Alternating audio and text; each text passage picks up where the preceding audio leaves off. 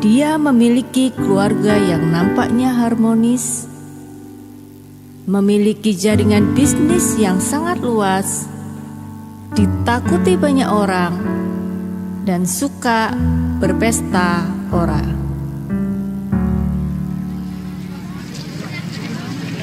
Hei, bawa ini semua. Mereka membutuhkan ini untuk hidup. Siap, Bos. Ini kalian terima bantuan dari Mr. Al. Mr. Al sangat peduli kepada kalian. Jika kalian perlu bantuan atau apapun, saja ke Mr. Al. Mr. Al adalah orang yang baik. Dia suka berbuat baik. Dan kalian pasti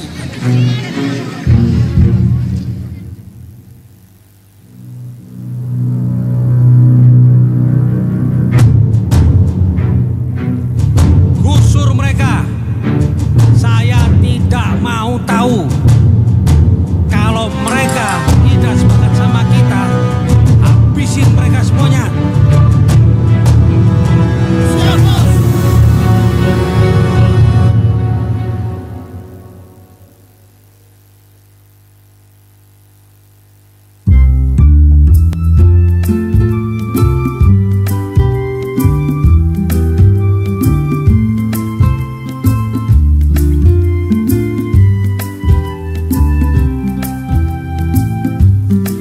Papa, ayo kita ke gereja dulu. Lalu kita setelah pulang gereja liburan bersama anak-anak yuk.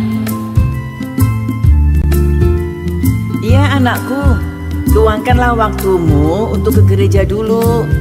Setelah pulang gereja, kalian mau berangkat bersama untuk berlibur, silahkan. Ibu tidak ikut juga nggak apa-apa. Hore, iya Pak. Ayo kita ke gereja, lalu kita liburan. Oma diajak ya Pak. Ma, Papa ini sibuk. Bu, saya ikut campur lah. Nak, kamu pergi sama Mama dan Oma ya. Papa nggak bisa nemeni. Papa ini sibuk, Nak. Ma, butuh berapa? Segini cukup? Bu, butuh berapa? Nak, kamu bilang sama beli apa aja yang kamu mau. Kalau Mama gak belikan kamu, telepon Papa ya. Nanti Mama tak marahin. Udah, kalian pergi aja. Aku gak ikut. Aku masih sibuk.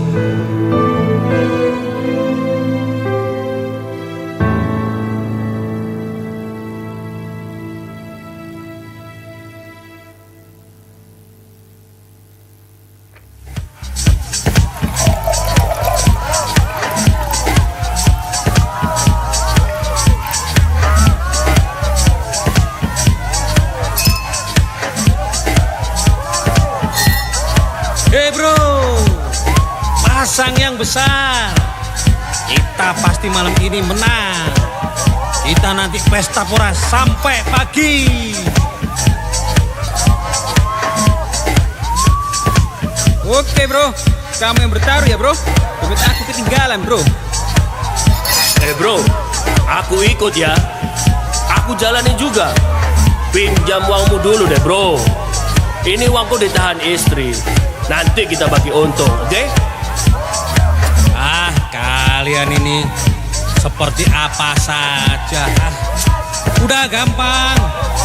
Kita pasti menang malam ini. Dan kita langsung pesta pora sampai pagi. Wah bro, kita kalah ini. Wah, aku juga kalah bro. Brengsek kalian ini. Udahlah, gak apa-apa.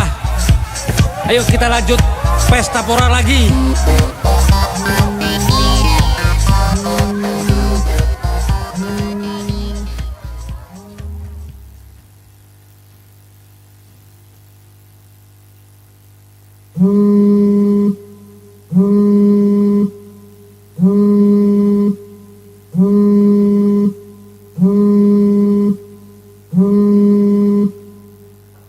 Apakah tadi malam Anda telepon saya ya? Apa yang bisa saya bantu? Oh iya Bapak, tadi malam kami yang menelpon Bapak berkali-kali. Kami dari maskapai penerbangan Pak. Mohon maaf Bapak, kami harus memberi kabar bahwa Ibu Andin, anak Gio, dan Ibu Asmara ini kami sedang cari keberadaannya saat ini. Karena diduga pesawatnya hilang Pak dari radar rute penerbangannya. Jadi begini Pak, ceritanya saat ini kami masih lost contact dengan pesawat yang ditumpangi keluarga Bapak. Pak? Halo? Halo Pak? Apakah Bapak masih mendengar suara saya? Halo? Halo Pak? Silakan Pak, datang ke kantor kami segera ya Pak. Pak? Pak? Bapak?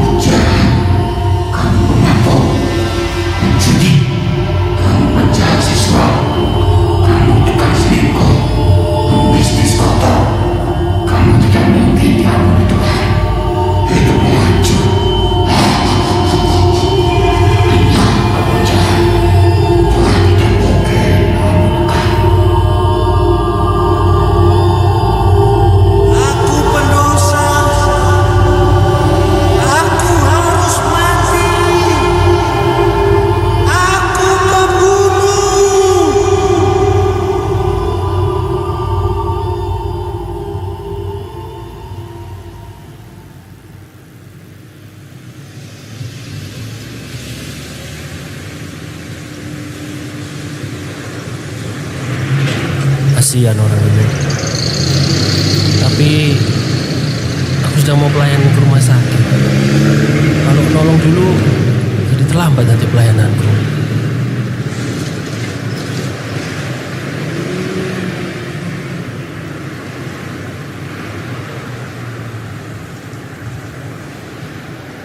Aduh, kasihan orang ini. Tapi aku juga harus nyiapin bakso gereja. Duh, mohon maaf ya Pak.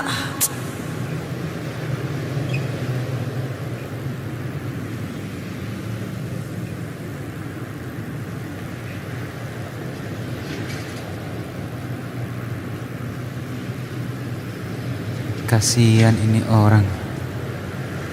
Tapi kalau aku bantu, aku telat kerja. Masa anak Tuhan telat kerja?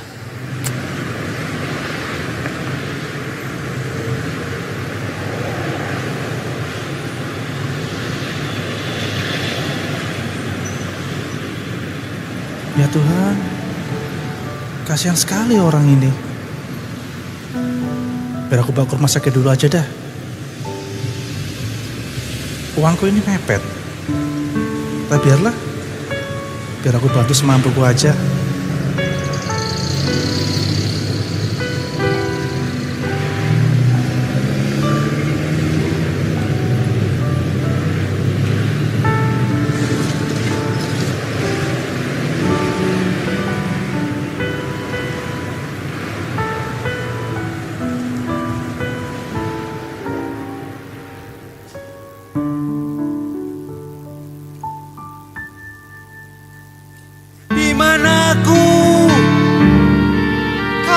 siapa?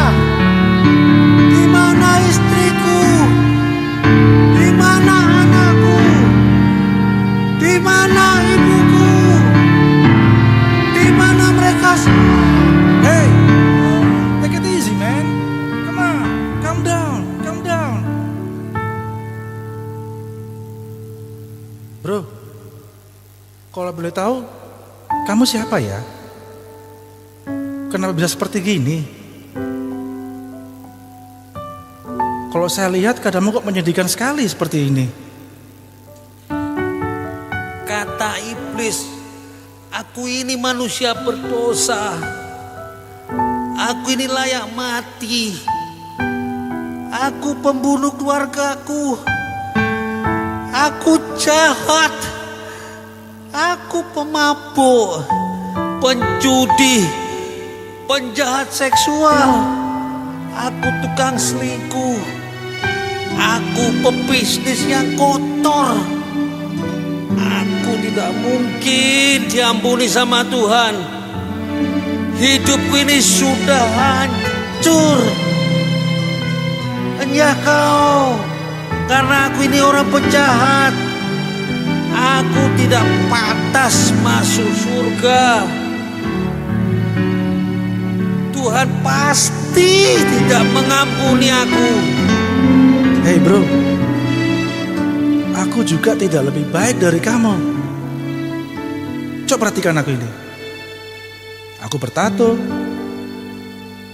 bajuku tidak serapi kamu,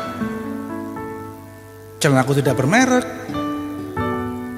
Tapi bro, sejak aku bertemu dan mengenal pribadi Yesus, wow, hidupku berubah.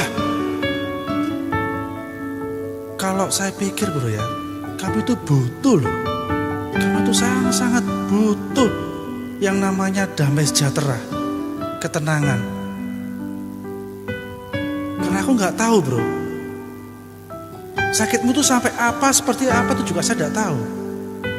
Karena hanya Tuhan yang bisa menjawab permasalahanmu. Terima kasih ya bro, kamu sudah bantu saya.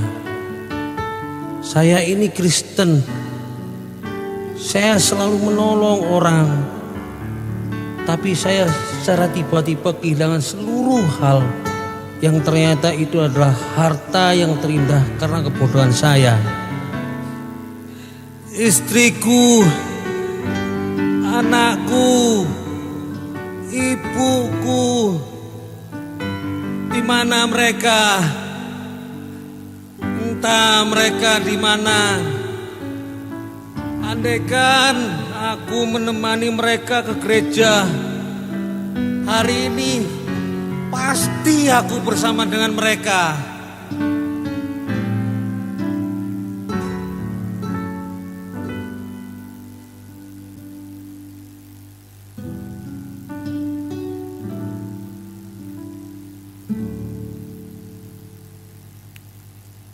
Aku mau kembali ke Tuhan. Aku mau menebus segala salahku yang dulu. Aku mau hidup benar. Aku mau istriku, anakku, ibuku bangga dan senang melihat aku dapat berubah. Karena aku telah menyia-nyiakan mereka selama mereka ada.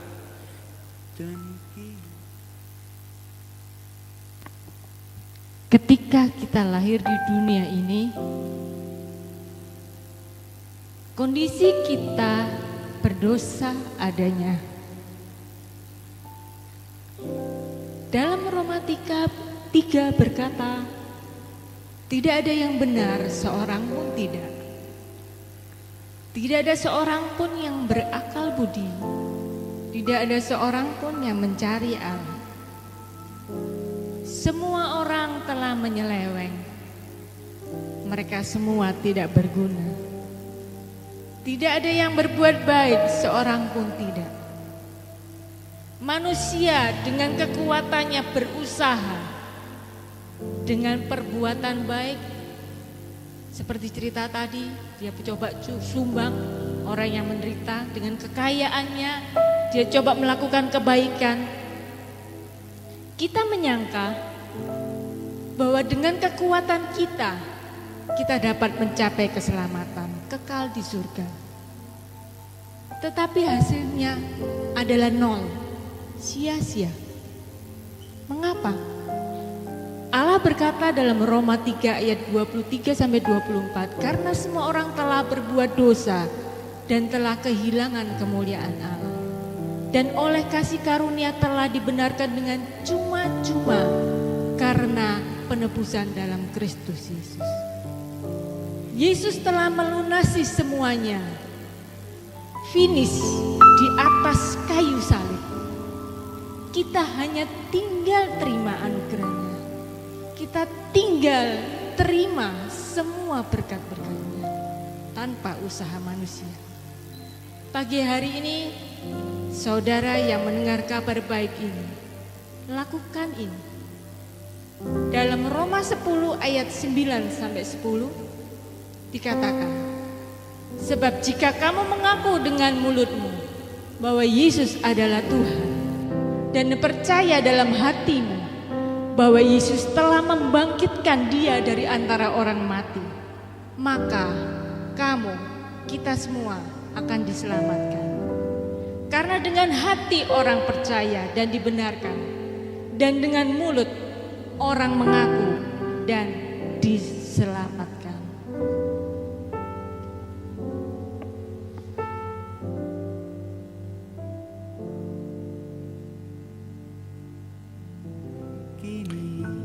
Coba saat ini istriku, anakku, ibuku ada di sini, pasti aku senang. Karena istriku yang menyiapkan semuanya, segala sesuatu disiapkan sama istriku. Anakku juga bisa menghibur aku, dan juga ibuku yang selalu mendukungku.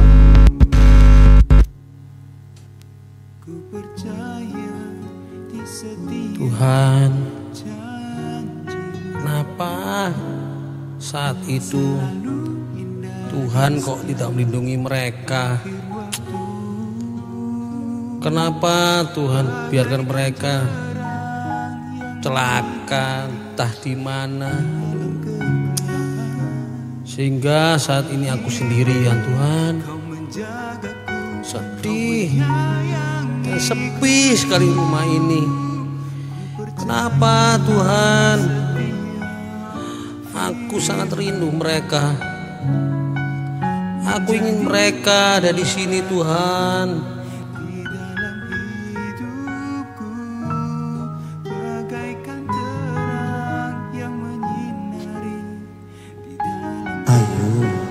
Berdoa, baca firman-Ku.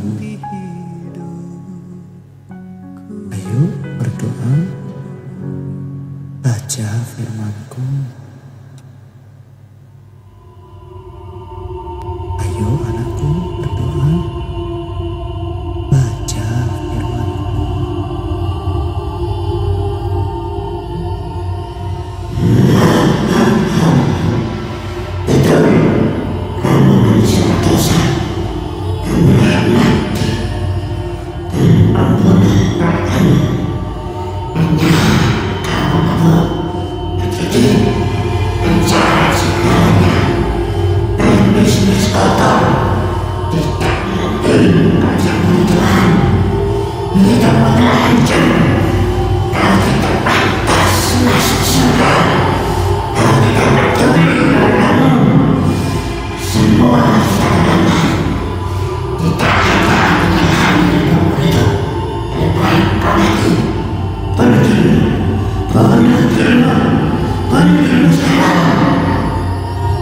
Ku percaya di setiap janji-Mu,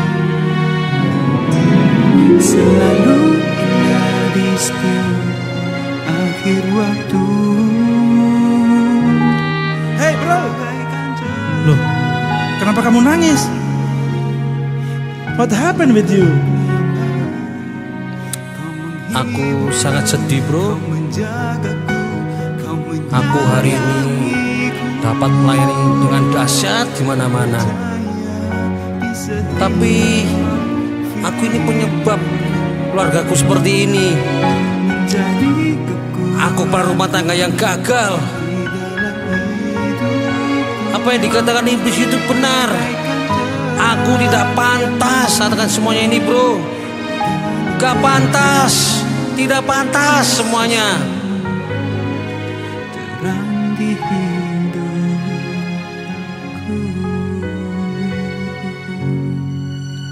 Salah satu pekerjaan iblis adalah mendakwa orang-orang percaya. Mendakwa berarti menyampaikan tuduhan oleh sebab suatu pelanggaran atau dosa yang kita lakukan. Tujuan dari tuduhan iblis agar orang percaya meragukan keselamatan atau statusnya di hadapan Allah. Bahkan lebih daripada itu, membuat orang percaya merasa tidak layak dan meninggalkan kasih karunia Tuhan. Dalam Wahyu 12 ayat 11 ada 3 kunci yang Tuhan berikan untuk mengalahkan tuduhan atau dakwaan iblis. Yang pertama, oleh darah anak domba. Ketika kita melakukan dosa, darah anak domba lah yang sanggup menghapus semua kesalahan kita. Ketika datang dakwaan atau tuduhan dari iblis yang membisikkan atau mengintimidasi kita, mari kita datang kepada Tuhan dan katakan, Tuhan, aku minta ampun. Maka darah Tuhan, darah anak domba itu akan menghapus semua dosa kita. Yang kedua, melalui perkataan kesaksian kita. Kita mengatakan, perkataan kesaksian yang dimaksud adalah firman Tuhan yang kita ucapkan. Setiap hari kita baca firman Tuhan, setiap firman Tuhan yang kita dengar di gereja melalui pembacaan Alkitab setiap hari, itu kita perkatakan setiap kali iblis datang memberikan tuduhan-tuduhan pada kita. Kita katakan, Tuhan, aku sudah diselamatkan seperti yang sudah Tuhan Yesus lakukan. Yang ketiga, mengasihi Tuhan lebih dari diri kita sendiri. Ketika menghadapi tantangan, ketika kita menghadapi masalah, seringkali kita mengasihi diri kita sendiri. Kita sudah mulai lupa ibadah, kita sudah mulai lupa melayani Tuhan. Kita sudah mulai undur dari doa-doa hubungan pribadi kita dengan Tuhan. Baca firman. Disinilah kita harus memilih mengasihi Tuhan walaupun keadaan tidak seperti yang kita inginkan. Percayalah, ketika kita mengasihi Tuhan, ketika kita memilih mengasihi Tuhan, maka Tuhan akan memberkati kita. Amin.